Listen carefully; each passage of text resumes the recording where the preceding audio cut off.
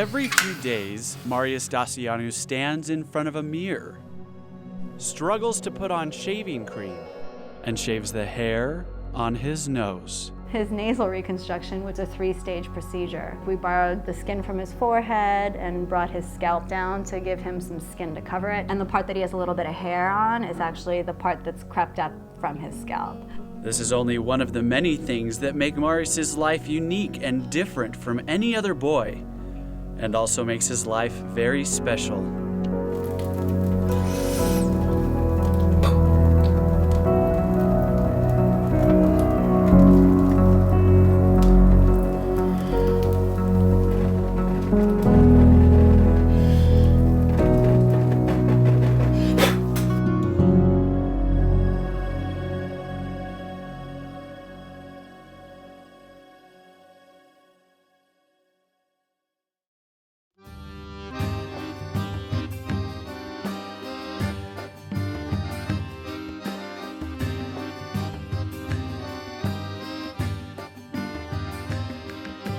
Marius was born in Romania, an old country with a busy capital, still stained with reminders of its communist past. But Marius grew up far from the busy streets of Bucharest in a small village outside of Galați.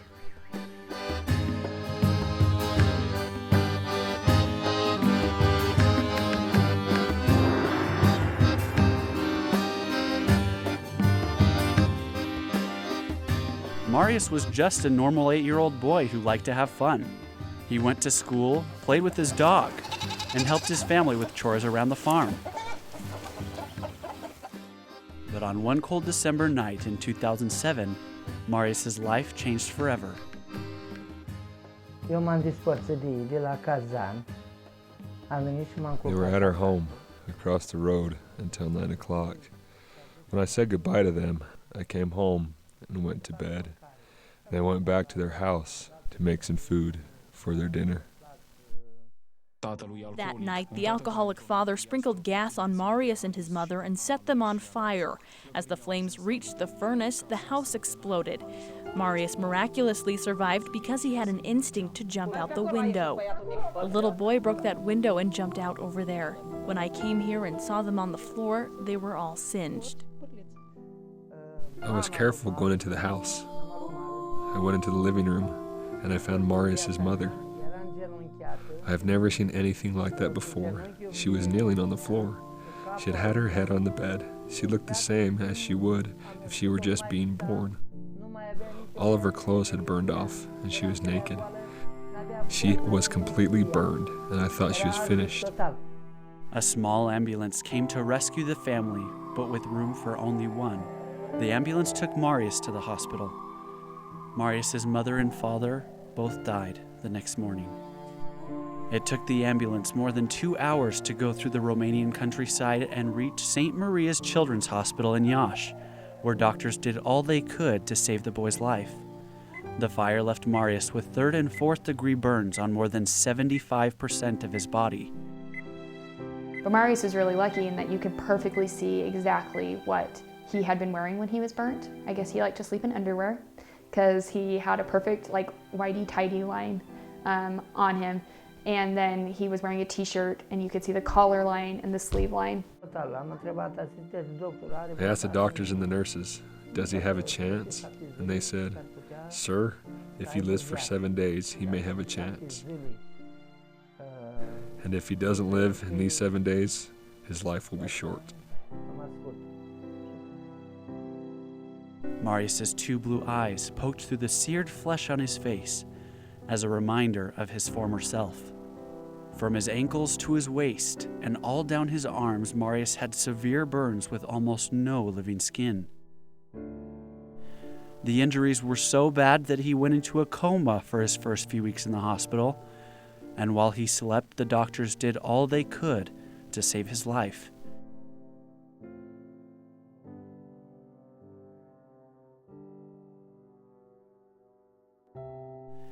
First, they sliced strips of skin from his back and grafted it to his badly burned legs. But the doctors couldn't save everything. The flesh from his hands had so much infection and damage that the doctors amputated all 10 of his fingers, leaving Marius with tiny paddles instead of hands. The flames burned away his nose and seared his eyelids to the point that he couldn't blink. Every day, doctors put a special gel into his eyes with the hope that he would keep his sight. When Marius finally woke up, his whole life had changed. Marius couldn't blink. He had no fingers and a face without a nose. And with no parents, he was alone.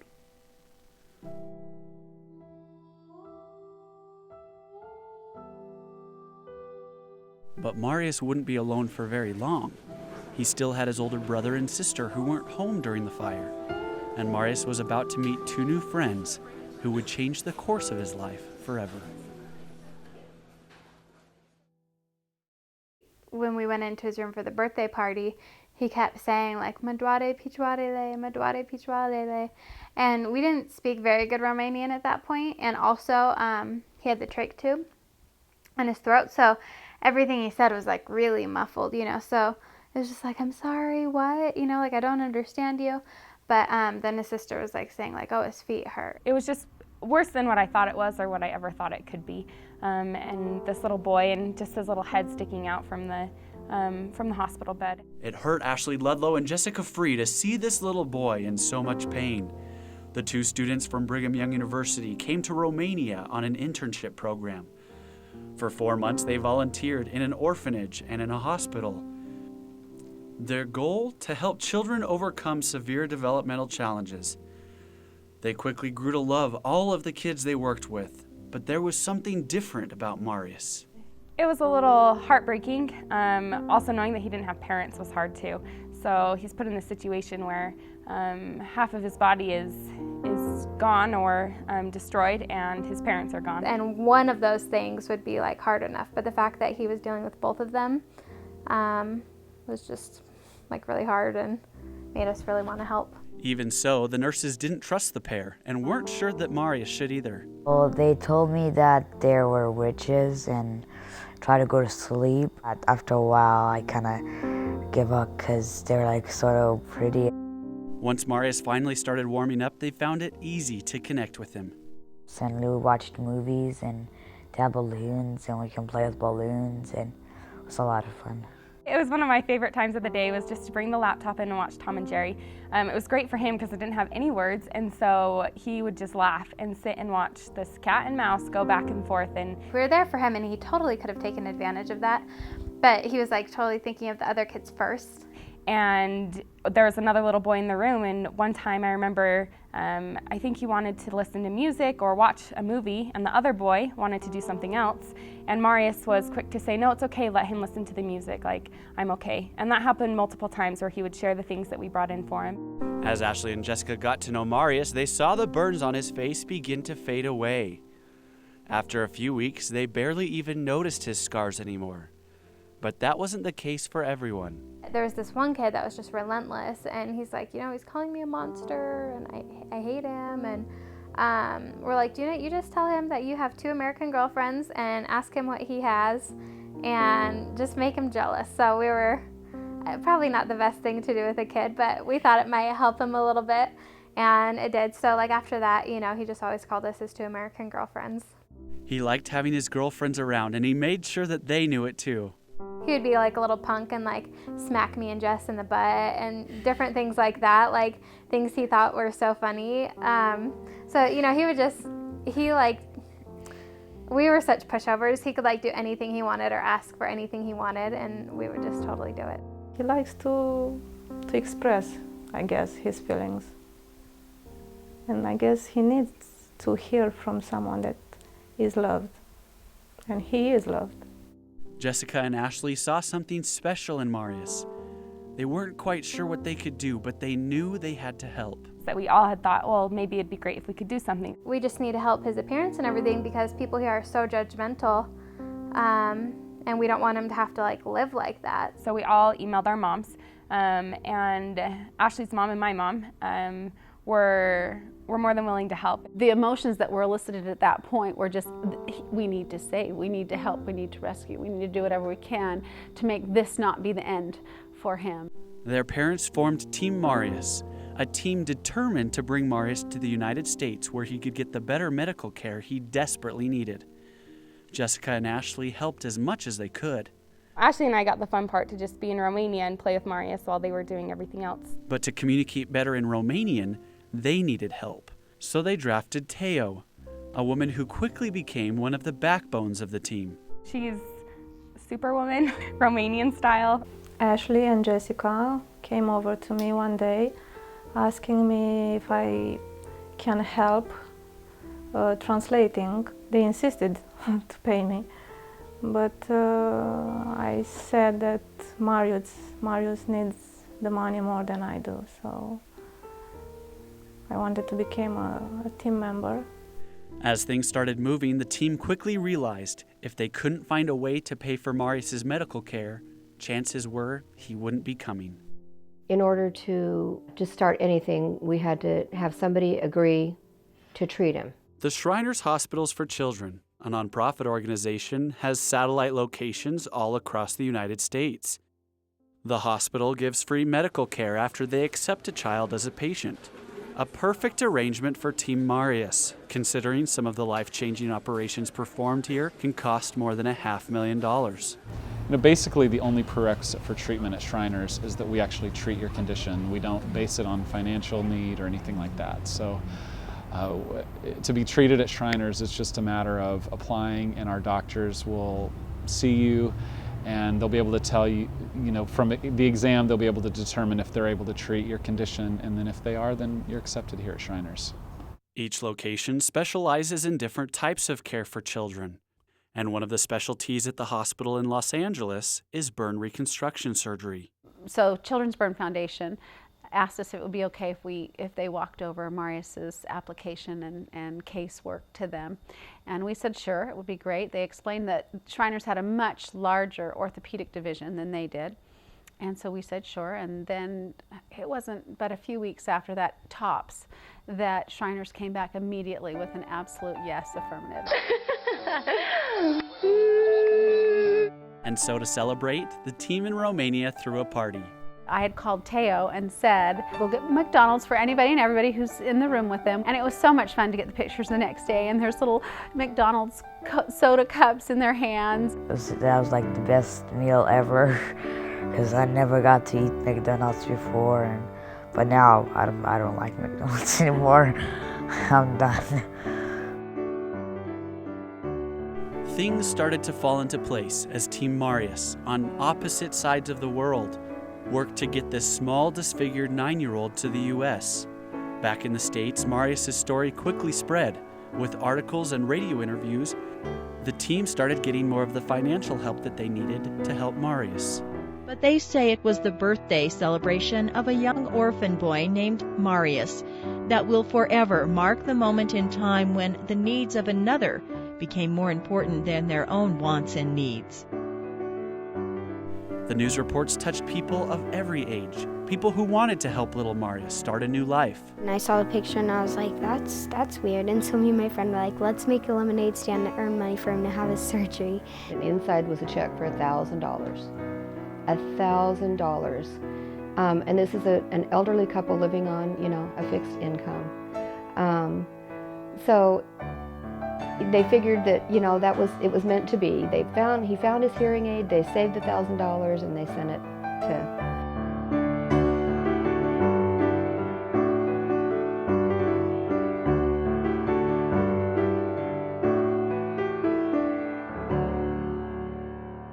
But not everything was as good back in Romania.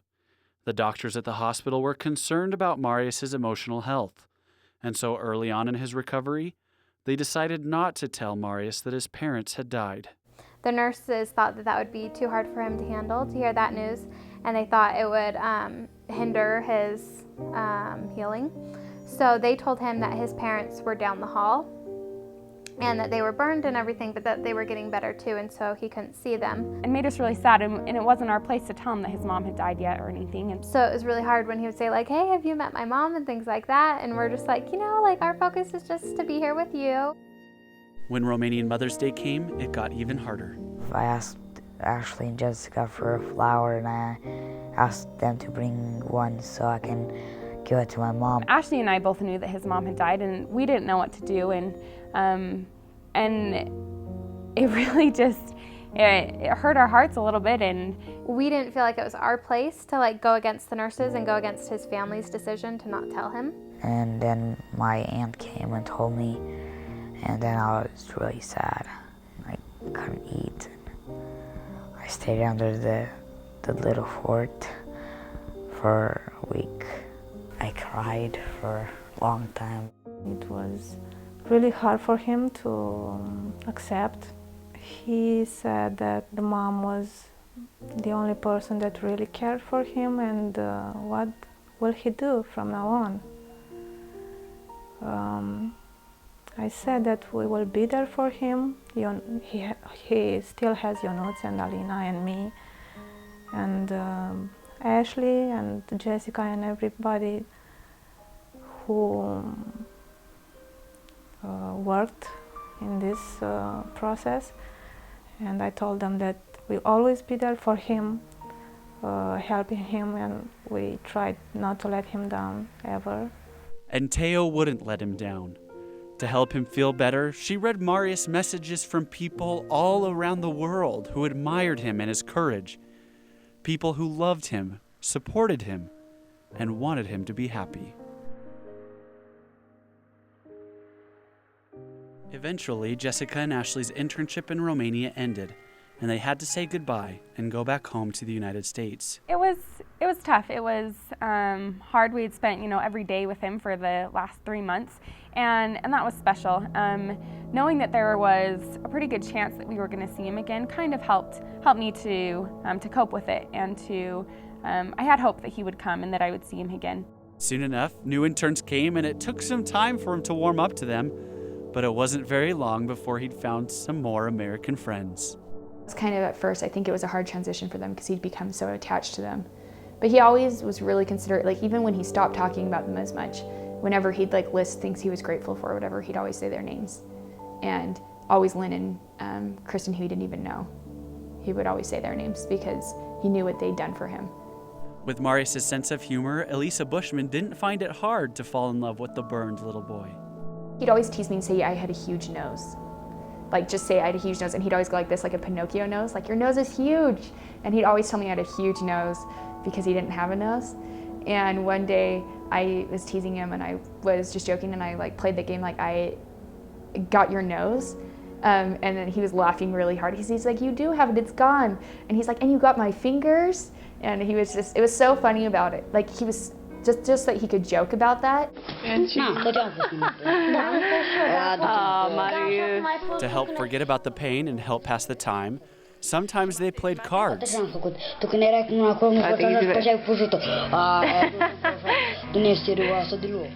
But Marius got more interested in the Nintendo DS for Melissa.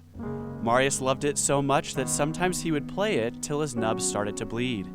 And then every night I'd go home and I'd take a Q-tip and I'd clean off all the dead skin and blood on my DS so it would be clean for the next day. And he just totally loved it. And it was a huge thing for him. He'd never seen something like that before. But not everything was fun in games. On occasion, Marius gave the interns a brief look into his past and the family he no longer had. Once Marius was talking to us about his mom, and he was saying that his mom was a flower. And he kept saying that his mom was a flower, and that's how he described her.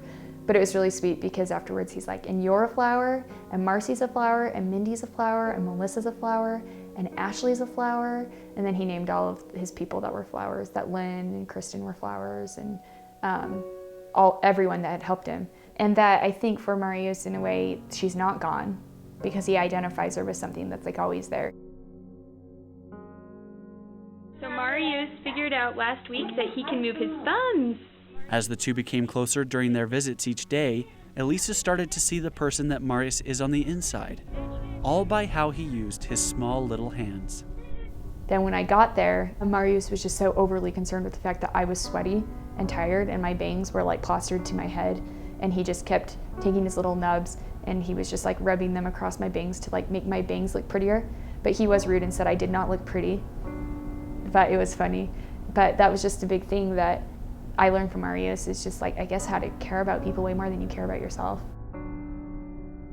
Marius slowly gained strength, first by rolling himself in the wheelchair and by exercising in the hospital.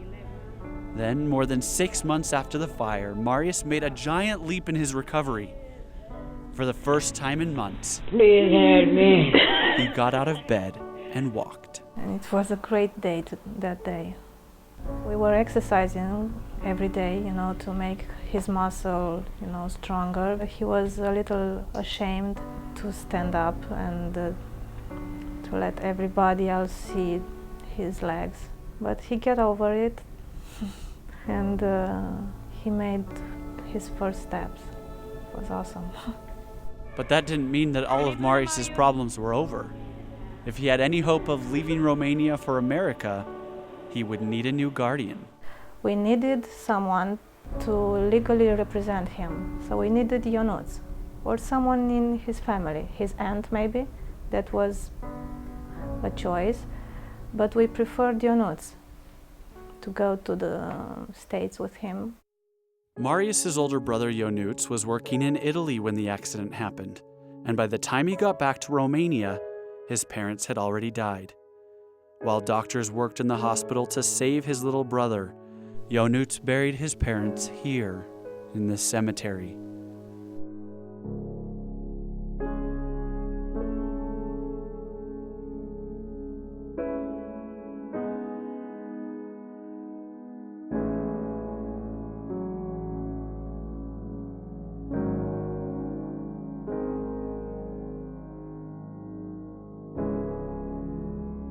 It was really hard for him to deal with all that, because one day he had a family and the next day he had no parents,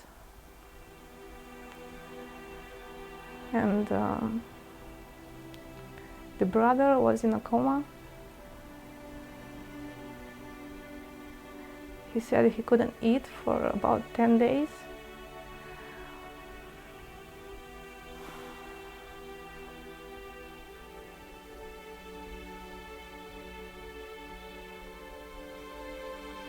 It was really hard for him to go through this. And he was only 18 years old. Because I just talked with them a few days ago and I knew everyone is okay. And after 1 month I would see them, but like not talking and not be prepared, like say goodbye or whatever. So it just disappeared. Between visits to Marius, Ionuț worked to rebuild the damaged portions of his home, and then he lived in it to show the government that he should be Marius's guardian. Ionuț still, he didn't bat an eye at the fact that he'd have to give up his life. He totally had to stop everything that was going on in his life for Marius's life. And that for Ionuț, it wasn't even a question of if he should do that or not. The interns helped Ionuț look the part, and a judge appointed Ionuț as Marius's legal guardian. With everything falling into place, the next step was to get Marius a passport. Going to make passport, to get a passport for Marius. Marius? The group took a taxi, which couldn't have made little Marius any happier. He got to ride in a car and actually see the city that he lived in for so long. He was very excited to get out of the hospital for the first time in 6 months. That was the best day out of the hospital, because I got to get dressed, put actually clothes on for the first time, and go out and drive in a car for the first time. And it dawned on me, Marius had never been in a city before. And the whole entire time he just kept saying, look at the trolley. And I just had forgotten he'd been in that hospital room. But even before that, he was in the country and had never been to the city. And it was so funny to watch his reaction. He was just grinning.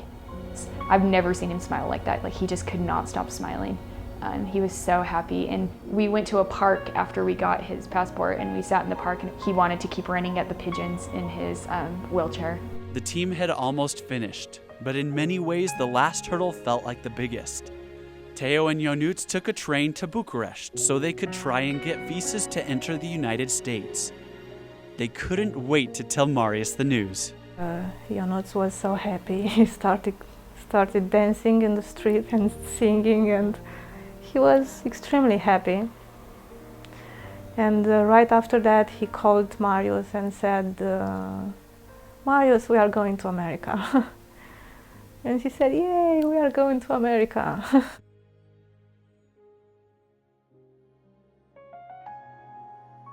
When it was finally time to leave just a few weeks later, Marius was so excited to come to the US and ride in an airplane that he almost couldn't contain himself. Like looking down all of these things, it was like really cool. It was like the ocean and you could see everything.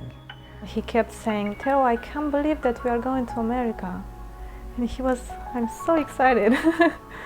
When we started flying, he was like so excited. He started jumping and do that in the chair. And the airplane was like kind of like, you know, when first go like this. And when he was jumping like that, I said, Marius, don't jump anymore like that. He's like, why? Well, when you jump, you make the plane going down. So he let to keep the balance to go up. He's like, oh, okay. So he kind of be careful with his balance.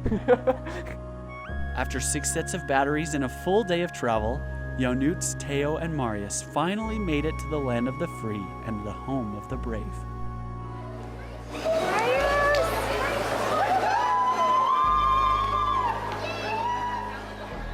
There was just so much excitement. We had been waiting for a while, and so it's this international flight coming in, so you know they have to go through customs. So we're waiting, and Ashley's family is there, and my family is there, and we're just excitement and joy and goosebumps all over. And amazing, overwhelming, oh my gosh, he's here. After all this work, he's here. And it was a lot of work, and he looked so small. I can tell you he was the shyest I've ever seen Marius. You know, he was a little overwhelmed. There's so many people there, and everybody wanting to hug him, people he'd never seen before that were complete strangers.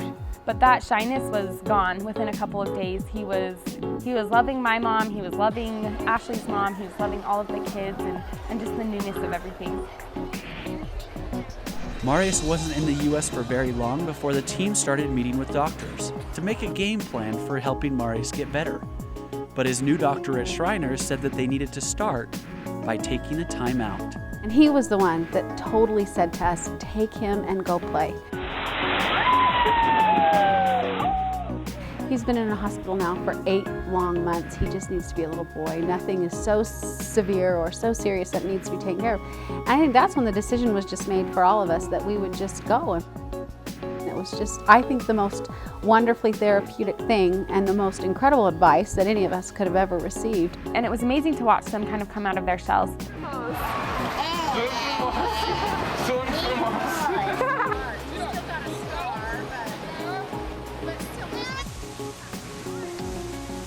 But the quieter activities at home, like jumping on the trampoline or slip and sliding, made all the difference.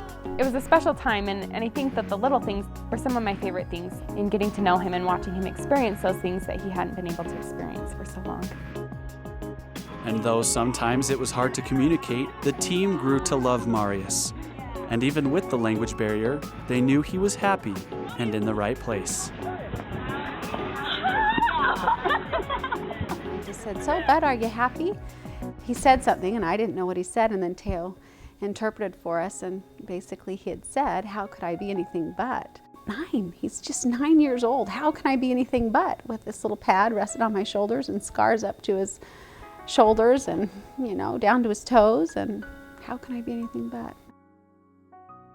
Teo used a year's worth of her time off from work to bring Marius and Ionuț to America.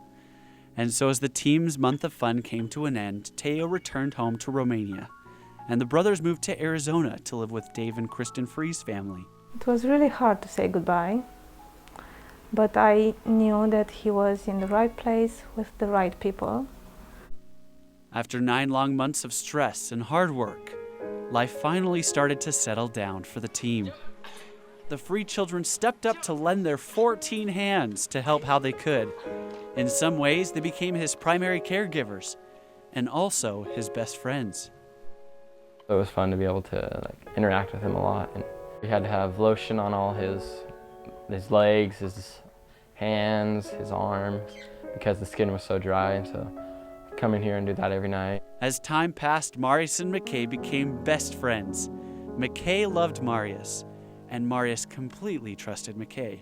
And he was on his bed, and I come in and he's just crying in his pillow, and he says, "I miss my parents." And just that he wanted to see him again, and he'd see him in dreams, and he would wish they were real and stuff. And so we'd sit and talk about it for a long time. So he definitely missed his sister a lot. But other than that, he was glad to be here. So. One of the most interesting times of the day for Marius came during meals. With no fingers or hands, Marius relied on his new family members to feed him. After a while, Dave designed a wrist brace that allowed him to eat and even write, all on his own. But that didn't mean that he always used it. Instead of using it, he just took it off and went ahead and put his pencil between his two hands and started writing. And I said, "Marius, don't you want to use that?" He goes, "No, it's okay, I'm fine." So he was, just the entire time I had him in my classroom, he didn't want to be treated any differently than anybody else. He would figure out a way to do it on his own. And he definitely didn't need any extra help making friends. He just would make you laugh like all the time.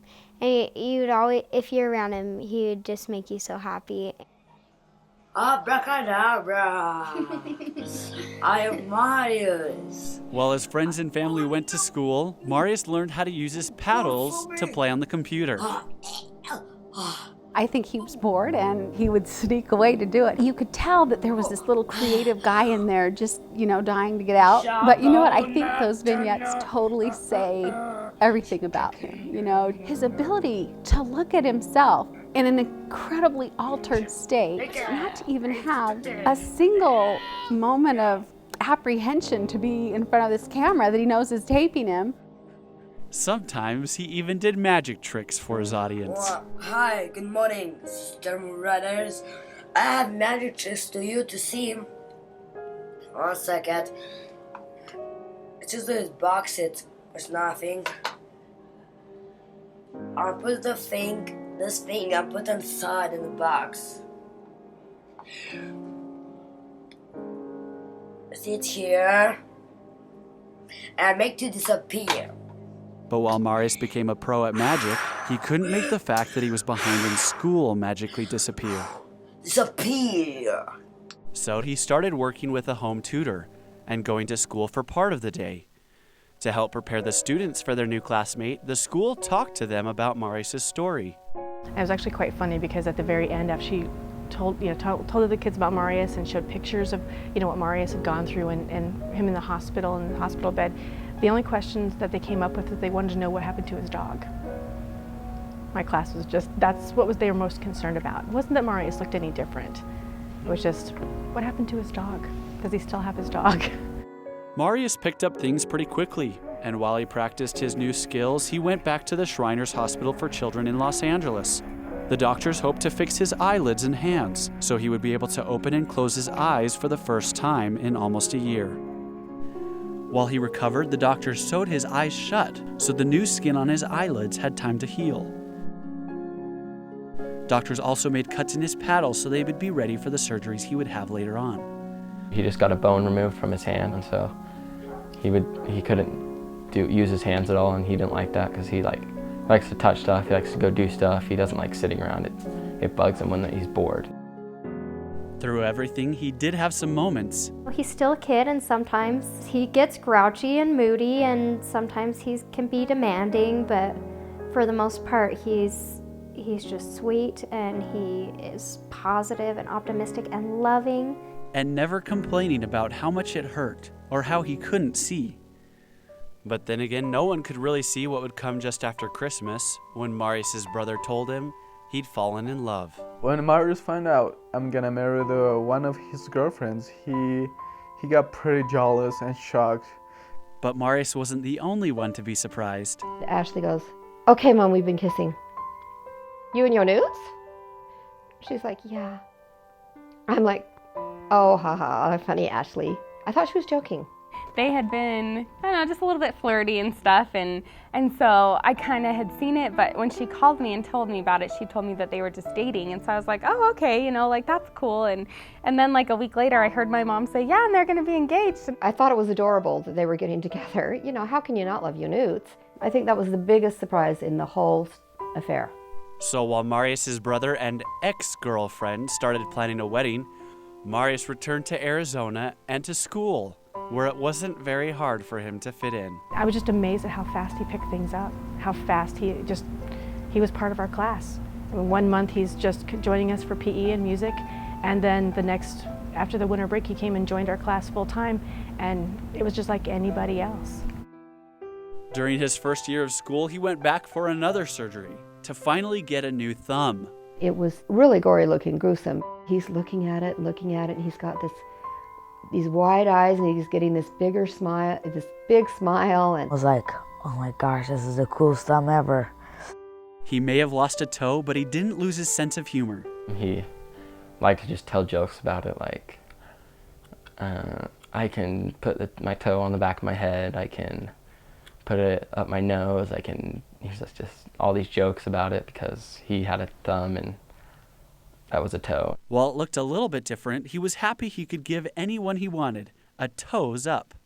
He came in for our Christmas party. He says, I have a present for you, Mrs. Young, and he handed it to me, and I unwrapped this little package all wrapped up, and he and his aunt had taken a pen and little modeling clay that was the color of flesh, and they molded it around the pen, and then they took a fake pink fingernail, a hot pink fingernail, and stuck it on the end, and Marius said, I got a new finger, I wanted you to have one too. Because I got my new thumb, and I guess they'll be like matching almost.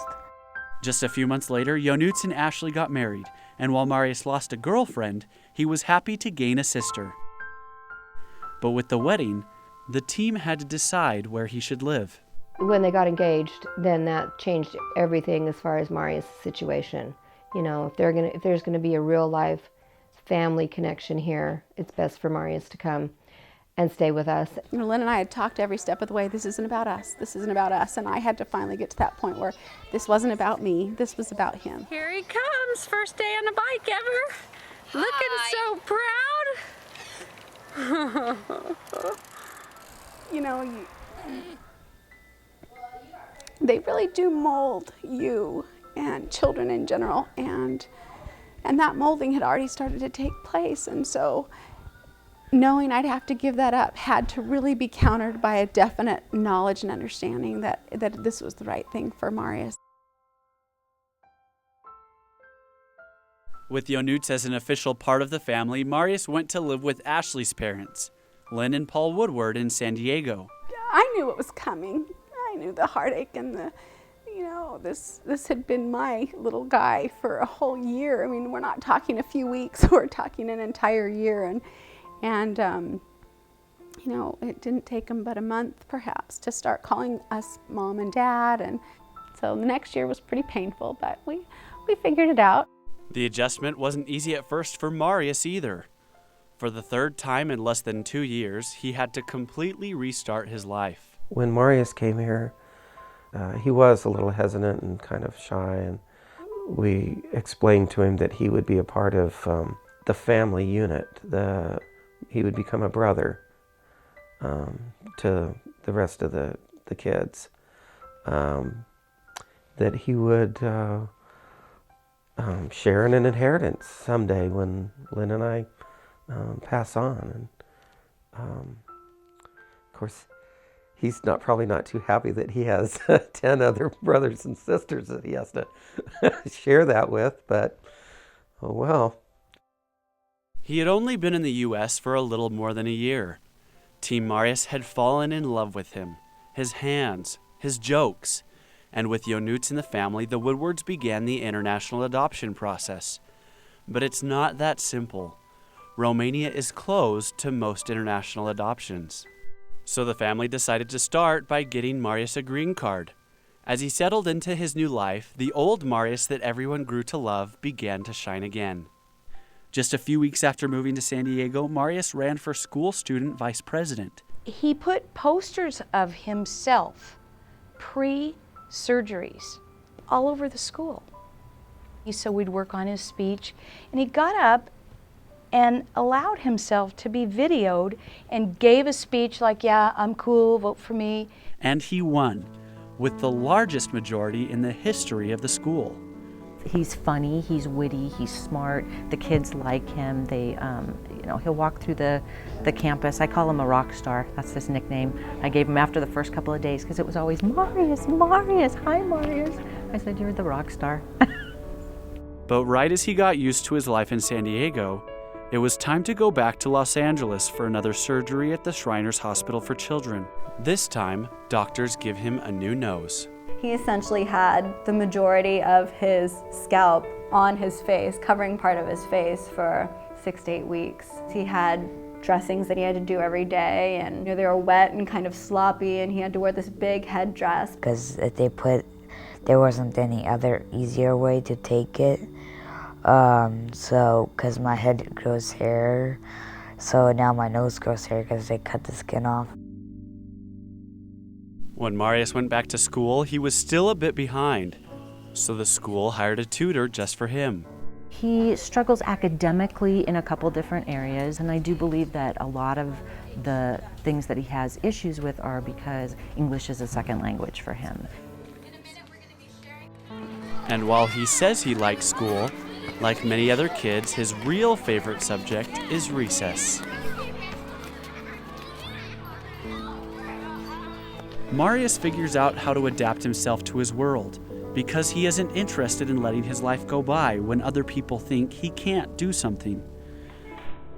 He finds he can do a lot of fun things with just one finger on each hand.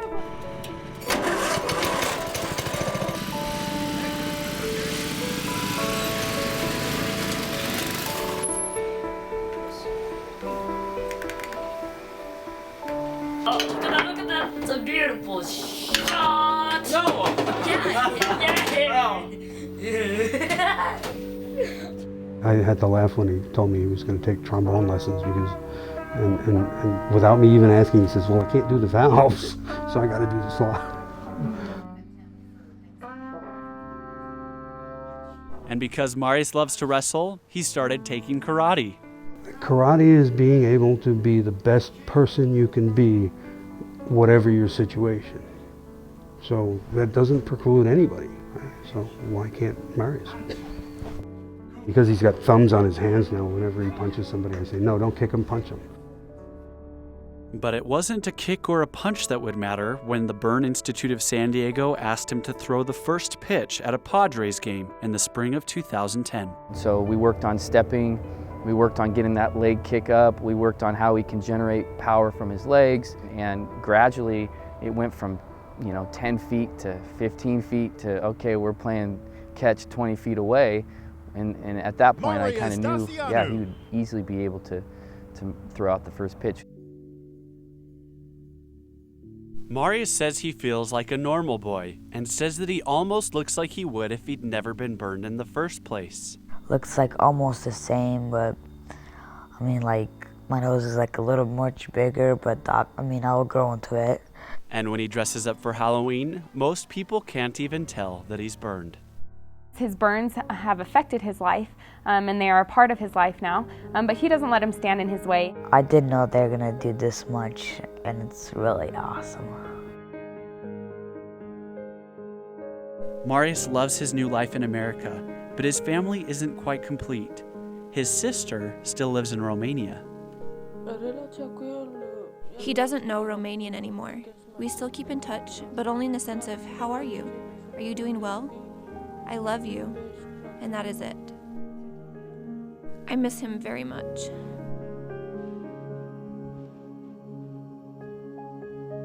Hundreds of people helped Marius before and after he came to the United States. His parents, his teachers, the neighbor who saved his life, those who donated money to help him come to the United States, and his many doctors and nurses. But almost every one of them say what they got back was worth much more than what they gave. He doesn't dwell on the past. He doesn't say, oh, woe is me, and oh, look, I have, this disability now. Not at all. He just goes for it. It's all based on outlook and your outlook on life, and he teaches me that, you know, outlook is everything. You know, you make life what, you know, what you want it to be. Marius has been through everything. Like, this is a little thing for me. Why can't I just like have a good attitude about it? It's like I don't see him, and then I see him, and he makes me feel like the most important person in the world. Except if cartoons are on, then he doesn't care about you. We'd had people constantly tell us, you guys are doing so much for him. This is just such an awesome thing. And we'd just look at each other and go, no, no, no, no. We're the ones that are receiving every, blessing. We're the ones that are the lucky ones, not the other way around. Marius is like my youngest brother. I feel so close to him, and he always will have a special place in my heart.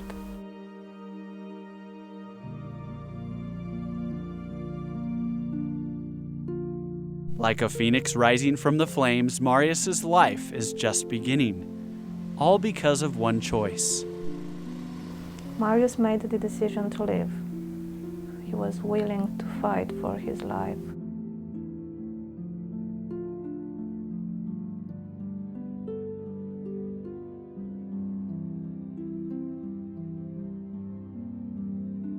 So he keeps smiling, no matter what happens in his life. In some ways, it even makes it so that the people around him don't see his scars anymore. Honestly, like, you don't see his burns any longer. You just see Marius with his beautiful blue eyes. I didn't know it was going to turn this good, but it's really good.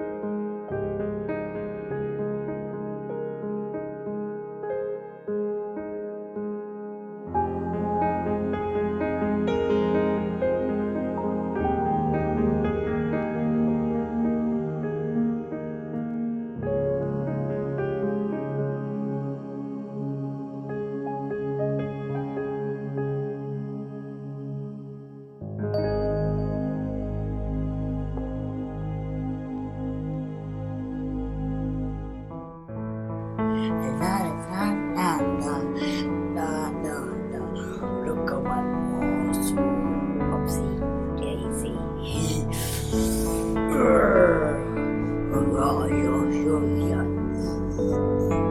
I'm also alive.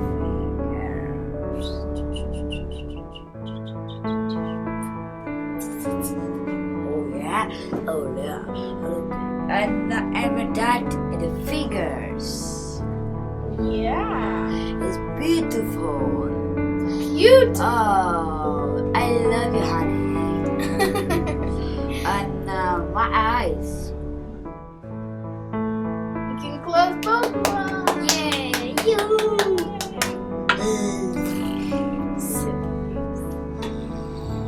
Winners never quit. Winners never quit. Quitters never win. Winner never Win. So I choose I choose to be a winner. I choose I share winner. Awesome. Yeah, baby, you love me.